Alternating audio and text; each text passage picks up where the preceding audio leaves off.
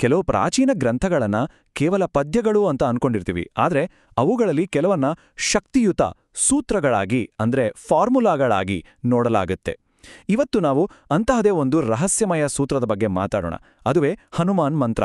ಅಷ್ಟೇ ಅಲ್ಲ, ಅದು ಚಿಕಿತ್ಸೆಯ ಬಗ್ಗೆ ಎತ್ತುವ ಒಂದು ದೊಡ್ಡ ಪ್ರಶ್ನೆಯನ್ನು ನಾವು ನೋಡೋಣ. ಇದು ಬರೀ ನಂಬಿಕೆನಾ ಅಥವಾ ಇದಕ್ಕೂ ಮೀರಿದೇನಾದ್ರೂ ಇದೆಯಾ?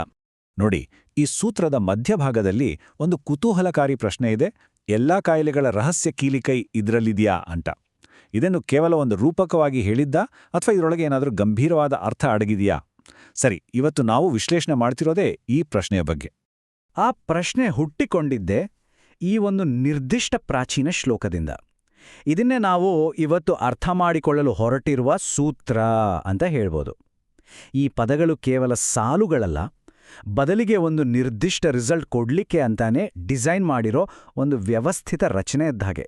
ಸರಿ, ಹಾಗಾದ್ರೆ ಬನ್ನಿ ಇದರ ಆಳಕ್ಕೆ ಇಳಿದು ನೋಡೋಣ. ಈ ರಹಸ್ಯ ಕೀಲಿ ಎಲ್ಲಿದೆ ಅಂತ ಹುಡುಕೋಕೆ ಮುಂಚೆ ಈ ಪ್ರಾಚೀನ ಸೂತ್ರದಲ್ಲಿರೋ ಪ್ರತಿಯೊಂದು ಪದವನ್ನೂ ಬಿಡಿಸಿ ಅದರ ಅರ್ಥ ಏನು ಅಂತ ಮೊದಲು ತಿಳ್ಕೊಳ್ಳೋಣ. ಮೊದಲನೇದಾಗಿ, ಶ್ಲೋಕದ ಆರಂಭದಲ್ಲೇ ಒಂದು ಬಹಳ ಧೈರ್ಯದ ಮಾತು ಹೇಳಲಾಗುತ್ತೆ.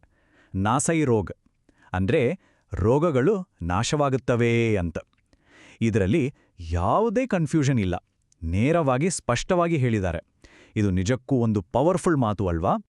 ಮುಂದಿನ ಸಾಲು ಈ ಮಾತಿನ ವ್ಯಾಪ್ತಿಯನ್ನ ಇನ್ನೂ ದೊಡ್ಡದು ಮಾಡುತ್ತೆ. ಇದು ಬರೀ ದೈಹಿಕ ಕಾಯಿಲೆಗಳ ಬಗ್ಗೆ ಮಾತ್ರ ಹೇಳ್ತಿಲ್ಲ. ಹರೇ ಸಬ್ ಪೀರಾ ಅಂದ್ರೆ ಎಲ್ಲಾ ರೀತಿಯ ನೋವು ಮತ್ತು ಸಂಕಟಗಳು ದೂರವಾಗ್ತವೆ ಅಂತ. ಅಂದ್ರೆ ದೈಹಿಕ, ಮಾನಸಿಕ, ಭಾವನಾತ್ಮಕ ಹೀಗೆ ಎಲ್ಲಾ ನೋವುಗಳು ಇದರಲ್ಲಿ ಸೇರಿವೆ. ಹಾಗಾದ್ರೆ ಈ ಅದ್ಭುತವಾದ ಫಲಿತಾಂಶ ಸಿಗಬೇಕು ಅಂದ್ರೆ ಈ ಸೂತ್ರ ಏನ್ ಮಾಡೋಕ್ ಹೇಳುತ್ತೆ? ಜಪತ್ ನಿರಂತರ್ ಅಂತ. ಅಂದ್ರೆ ನಿರಂತರವಾಗಿ ಪುನರಾವರ್ತನೆ ಮಾಡಬೇಕು. ಇದೇ ನೋಡಿ ಈ ಸೂತ್ರದ ಆಕ್ಷನ್ ಪಾರ್ಟ್. ರಿಸಲ್ಟ್ ಬೇಕು ಅಂದ್ರೆ ಮಾಡಲೇಬೇಕಾದ ಕೆಲಸ. ಕೊನೆಯದಾಗಿ ಈ ಪುನರಾವರ್ತನೆಯ ಫೋಕಸ್ ಯಾರು? ಹನುಮದ್ ಬೀರಾ ಅಂದ್ರೆ ಆ ವೀರ ಹನುಮಂತ. ಇವಾಗ್ ನೋಡಿ, ಪೂರ್ತಿ ಸೂತ್ರ ಸ್ಪಷ್ಟವಾಯ್ತು ಅಲ್ವಾ?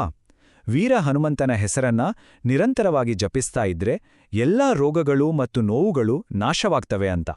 ಈಗ ನೋಡಿ, ವಿಷಯ ಇನ್ನಷ್ಟು ಇಂಟ್ರೆಸ್ಟಿಂಗ್ ಆಗುತ್ತೆ. ಮೂಲ ಗ್ರಂಥದಲ್ಲಿ ಇದನ್ನ ಬರೀ ಒಂದು ಪ್ರಾರ್ಥನೆ ಅಂತ ಹೇಳಿಲ್ಲ, ಬದಲಿಗೆ ರಹಸ್ಯಗಳನ್ನ ಹೊಂದಿರೋ ಒಂದು ಸೂತ್ರ ಅಂತ ಹೇಳಿದ್ದಾರೆ. ಅಂದ್ರೆ ಏನರ್ಥ?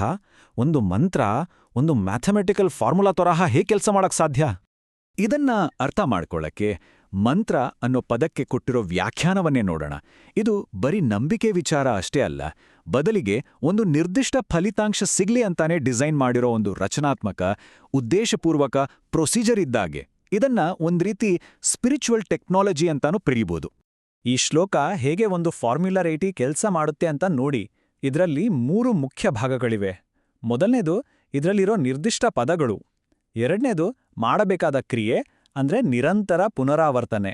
ಮತ್ತು ಮೂರನೇದು ಗಮನದ ಕೇಂದ್ರ ಅಂದ್ರೆ ವೀರ ಹನುಮಂತ. ಈ 3 ಒಟ್ಟಿಗೆ ಸೇರಿದಾಗ ಮಾತ್ರ ಈ ಸೂತ್ರ ಕೆಲಸ ಮಾಡುತ್ತೆ. ಈಗ ಈ ಸೂತ್ರದ ಮುಖ್ಯ ಮೆಕ್ಯಾನಿಸಮ್ ಕಡೆ ಗಮನ ಕೊಡೋಣ. ಅಂದ್ರೆ ಪುನರಾವರ್ತನೆ ಮತ್ತು ಪರಿಹಾರದ ನಡುವೆ ಇರೋ ಆ ಆಳವಾದ ಸಂಬಂಧ. ಈ ಕ್ರಿಯೆ ಮತ್ತು ಫಲಿತಾಂಶದ ನಡುವೆ ಇರೋ ಕನೆಕ್ಷನ್ ಇದೆಯಲ್ಲ, ಅದೇ ಈ ಸೂತ್ರದ ನಿಜವಾದ ಶಕ್ತಿ. ನೋಡಿ, ಇದು ಈ ಸೂತ್ರದ ಹಿಂದಿನ ತರ್ಕವನ್ನ ಎಷ್ಟು ಚೆನ್ನಾಗಿ ವಿವರಿಸುತ್ತೆ. ಒಂದು ಕಡೆ ಜಪತ್ ನಿರಂತರ್ ಅನ್ನೋ ಕ್ರಿಯೆ ಇದೆ, ಮತ್ತೊಂದು ಕಡೆ ನಾಸೆ ರೋಗ್ ಹರೇ ಸಬ್ ಪೀರಾ ಅನ್ನೋ ಫಲಿತಾಂಶ ಇದೆ. ಇದು ಒಂದು ಕ್ಲಿಯರ್ ಆದ ಕಾರಣ ಮತ್ತು ಪರಿಣಾಮದ ಸಂಬಂಧ.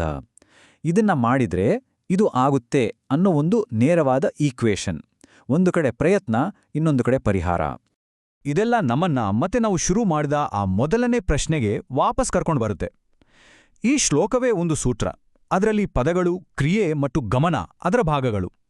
ಹಾಗಾದ್ರೆ ಆ ರಹಸ್ಯ ಕೀಲಿ ಅನ್ನೋದು ನಿಖರವಾಗಿ ಯಾವುದು ಈ ಇಡೀ ಪ್ರೋಸೆಸ್ಗೆ ಚಾಲನೆ ಕೊಡುತ್ತೆ? ಹಾಗಾದ್ರೆ ಇಲ್ಲಿರೋ ಒಂದು ಮುಖ್ಯವಾದ ಪಾಯಿಂಟ್ ಏನು ಅಂದ್ರೆ, ನಾವು ಹುಡುಕ್ತಿರೋದು ಕೈಗೆ ಸಿಗುವಂಥ ಒಂದು ಭೌತಿಕ ಕೀಯನ್ನಲ್ಲ, ಬದಲಾಗಿ ಈ ಇಡೀ ಸೂತ್ರವನ್ನ ಕೆಲಸ ಮಾಡೋ ಹಾಗೆ ಮಾಡುವ, ಅದರ ಶಕ್ತಿಯನ್ನ ಅನ್ಲಾಕ್ ಮಾಡುವ ಒಂದು ಕಾನ್ಸೆಪ್ಟ್ ಯಾವುದು ಅಂತ. ಹಾಗಾದ್ರೆ ಈ ಕೀಲಿ ಅಂದ್ರೆ ಏನು? ಮೂಲ ಗ್ರಂಥದಲ್ಲಿ ನಮಗೆ ಕೆಲವು ಸಾಧ್ಯತೆಗಳು ಸಿಗ್ತವೆ. ಬಹುಶಃ ಅದು ಮನಸ್ಸನ್ನ ಕೇಂದ್ರೀಕರಿಸುವ ಏಕಾಗ್ರತೆಯ ಶಕ್ತಿಯೇ?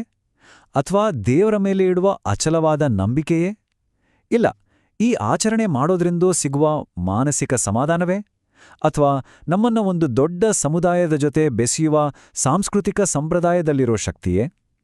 ಈ ಕೀಲಿ ಇವುಗಳಲ್ಲಿ ಯಾವುದಾದ್ರೂ ಒಂದಾಗಿರಬಹುದಾ? ಅಥವಾ ಇದೆಲ್ಲದರ ಒಂದು ಮಿಶ್ರಣನಾ? ಕೊನೆಯದಾಗಿ ಈ ಗ್ರಂಥ ನಮ್ಮನ್ನ ಒಂದು ಆಳವಾದ ಯೋಚನೆಯಲ್ಲಿ ಮುಳುಗಿಸ್ತೆ. ಚಿಕಿತ್ಸೆಯ ವಿಷಯಕ್ಕೆ ಬಂದಾಗ ನಾವು ಉಪಯೋಗಿಸೋ ಕೀಲಿ ಯಾವ ವಸ್ತುವಿನಿಂದ ಮಾಡಲ್ಪಟ್ಟಿದೆ ಅನ್ನೋದು ನಿಜವಾಗ್ಲೂ ಮುಖ್ಯನಾ? ಅಥವಾ ಅದರ ನಿಜವಾದ ಶಕ್ತಿ ಅದು ಏನು ಅನ್ನೋದ್ರಲ್ಲಿಲ್ಲ, ಬದಲಾಗಿ ಅದು ನಮ್ಮೊಳಗೆ ಏನನ್ನು ಅನ್ಲಾಕ್ ಮಾಡುತ್ತೆ ಅನ್ನೋದ್ರಲ್ಲಿದೆಯಾ? ಬಹುಶಃ ನಿಜವಾದ ಚಿಕಿತ್ಸೆಯ ರಹಸ್ಯ ನಮ್ಮಿಂದ ಹೊರಗಿಲ್ಲ, ನಮ್ಮೊಳಗೆ ಅಡಗಿದೆಯಾ?